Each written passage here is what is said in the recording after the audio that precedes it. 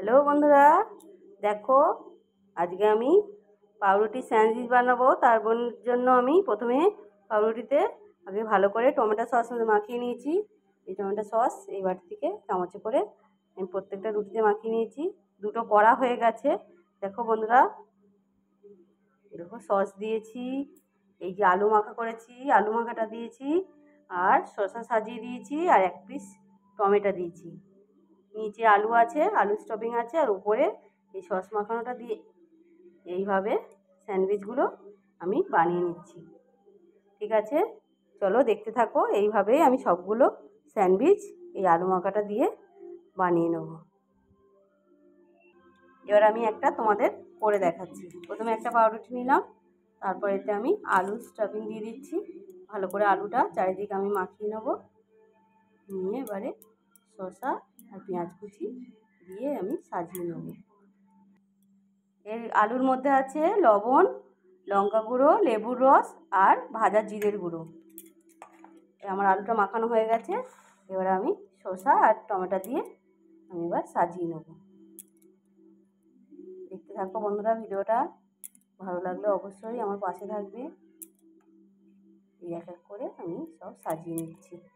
এই আর একটা উপরে সস মাখানো পাউরুটিটা এবার এর ওপরে দিয়ে আমি এবার বাটারে ভাজবো।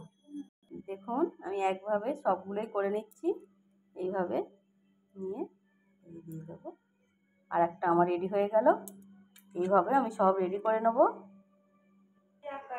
এদিকে ওভেনে কড়া বসিয়ে দিয়ে 1 চামচ ঘি আর বাটার দিয়ে দিলাম।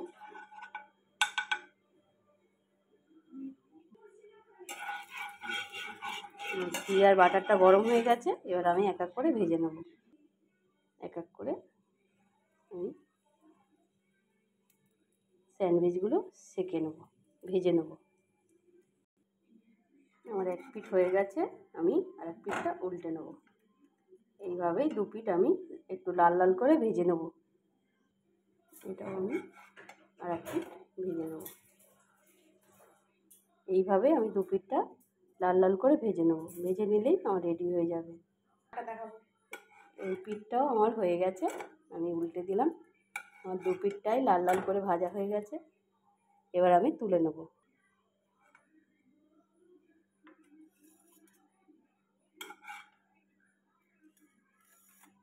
ঘুটি মুটি আমার সব ভাজা হয়ে গেছে। এবার আমি কেটে দেখাচ্ছি। এইভাবে ধরে বড় বড় হয়ে গেছে। আমাদের স্যান্ডউইচ রেডি। চলে এসো বন্ধুরা, কে কে খাবে। Tata, bye bye.